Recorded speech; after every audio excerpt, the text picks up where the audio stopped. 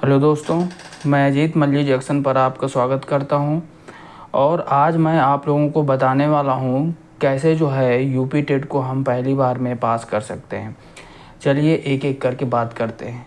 अगर आपने इतनी चीज़ें फॉलो कर ली तो आपको 100% जो है यूपी टेट क्वालिफाई करने से कोई नहीं रोक पाएगा। हाँ, ये है कि आपने इनको अच्छे से करना होगा। बिल्कुल, अभी भी 10 दिन है हमारे पास। अगर आपने इतना कर लिया ना तो 100% जो है कोई दिक्कत नहीं है पास होने में। चलिए बात करते हैं। पहला सब्जेक्ट है हमारा हिंदी। हिंदी में हमको ग्रामर पर ध्यान देना होगा थोड़ा सा। ग्रामर पे जैसे संज्ञा, सर्वनाम, ये सभी जो है जितने भी होते हैं ग्रामर पे, इनको अच्छे से ध्यान दीजिएगा और इनकी ज़्यादा से ज़्यादा क्वेश्चन लगाइएगा। तो क्वेश्चन लगाने से ना हमारा दिमाग जो है क्वेश्चन से बहुत फ़ायदा होता है। क्वेश्चन जितने लग पाएंगे ना उतना जो है दिमाग हमारा समझ पाएगा कि कौन सा क्वेश्चन कैसे बनता है किस ग्रामर में। उसके बाद ये बहुत इंपॉर्टेंट रोल अदा करता है यूपी टेट के एग्ज़ाम में, लेखक और रचनाएं। इनको बहुत अच्छे से तैयार कर लीजिएगा क्योंकि ये जो है बहुत ही जो है काफ़ी जो है क्वेश्चन 5 नंबर, 4 नंबर, 6 नंबर तक की कभी कभी आ जाती हैं। तो इन चीज़ों 4 से 5 नंबर तो आनी ही आनी है दोस्तों। कभी मैचिंग में आ जाती है, कभी जो है एक एक सिंगल भी पूछ लेता है। तो ये रचनाएं बहुत इंपॉर्टेंट रोल अदा करती हैं, ये समझिए। तो रचनाएं बहुत ज़रूरी है दोस्तों। तो रचनाएं हो गई हमारी। उसके बाद जितने भी हमारे PYQ है ना हिंदी के, अब वो हमारे PYQ यूपी टेट के भी हो सकते हैं। यूपी टेट के जितने भी PYQ हैं वो लगा लीजिएगा। सीटेट में जो भी आए हुए क्वेश्चन हैं, थोड़ा बहुत, वैसे सीटेट में ज़्यादा तो नहीं आते हैं ग्रामर वगैरह के क्वेश्चन, लेकिन अगर आपके पास अवेलेबल है तो लगा लीजिएगा। उसमें जो भी ग्रामर वगैरह पूछिए थोड़ा बहुत। अब बाकी जो है संधि वगैरह तो पूछ ही लेता है ना उसमें भी। और उसके बाद जो है और भी एग्ज़ाम जैसे यूपी ट्रिपल एस सी की, जितने भी यूपी ट्रिपल एस सी है, यूपी से रिलेटेड जितने एग्ज़ाम हैं, यूपी PCS के भी जितने भी हिंदी के आए हुए क्वेश्चन हैं, वो सब जो है ये सभी क्वेश्चन जो है आप लगा लीजिएगा। PYQ के आए हुए हिंदी के जितने ज़्यादा से ज़्यादा क्वेश्चन लगा पाएँ उनको लगाइएगा। रचनाएं अच्छे से कर लीजिएगा। हिंदी में मुहावरे और विलोम शब्द, पर्यायवाची, ये तो अपना करना ही है। अब हम आगे देखते हैं। इसमें अब आ जाते हैं हिंदी। इतना अगर हिंदी आपने कर लिया ना, और जो एक चीज़ और दोस्तों याद रखिएगा, जो पैसेज होता है ना उसको भी बहुत अच्छे से करिएगा। कई बार उसके हम लोग इजीली सोचते हैं कि अरे हिंदी है कर लेंगे, बट ऐसा नहीं होता है। हिंदी जो है गड़बड़ कर देती है। कई बार हिंदी में ही स्कोर डाउन होने की वजह से क्वालिफाई होने से एग्ज़ाम रुक जाता है। तो इसको आप ध्यान बहुत दीजिएगा और पैसेज की प्रैक्टिस ज़रूर कर लीजिएगा। 8-10 पैसेज जो है आराम से लगा लीजिएगा। अभी टाइम है हम लोगों के पास, तो जो है आराम से आप लोग अभी कर सकते हो, कोई दिक्कत नहीं है। अब आ जाते हैं मैथ में। तो मैथ में कोई बहुत अभी बड़ा सा टॉपिक मत स्टार्ट कर दीजिएगा। कुछ नया नया बिल्कुल से स्टार्ट करने के लिए कि कुछ बड़ा सा उठा लिया हम लोगों ने और करना उसको शुरू कर दिया, तो वो जो है थोड़ा सा दिक्कत वाला मैटर हो जाएगा क्योंकि अभी इतना समय है नहीं। और फिर तो सबसे ज़्यादा फोकस आप करिएगा कि PYQ के जितने भी क्वेश्चन हैं उनको लगा लीजिएगा। और उनको एक बार नहीं लगाइएगा, कई बार लगाने की कोशिश करिएगा। उससे आपको कॉन्सेप्ट पता चलेगा कि कहाँ से क्या क्वेश्चन उठा रहा है एग्जामिनर, और आपको उन्हीं क्वेश्चन में आपको रिपीटिशन मिल जाएगा आराम से कोई ना कोई। हाँ, एक चीज़ याद रखिएगा, सीटेट के भी क्वेश्चन जो आपके यूपी टेट के एग्ज़ाम से रिलेटेड हैं टॉपिक, उनको सीटेट के एग्ज़ाम वाले क्वेश्चन भी आप लगा लीजिएगा। क्योंकि कई बार ऐसा होता है कि यूपी टेट में सीटेट का आ जाता है, सीटेट में यूपी टेट का आ जाता है। चलिए आगे देखते हैं।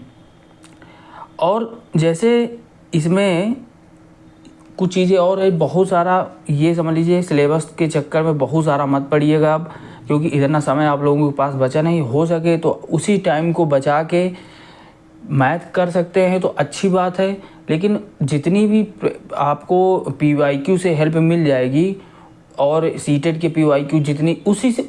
अब एक बात ये याद रखिए कि सीटेट में बहुत सारे थ्योरी वाले क्वेश्चन पूछता है, तो वो थ्योरी वाले क्वेश्चन के चक्कर में मत पड़िएगा कि थ्योरी वाले क्वेश्चन हम सभी सीटेट के क्वेश्चन लगा ले। नहीं, बिल्कुल नहीं, क्योंकि सीटेट का थोड़ा सा पैटर्न अलग होता है, यूपी टेट का अलग पैटर्न होता है।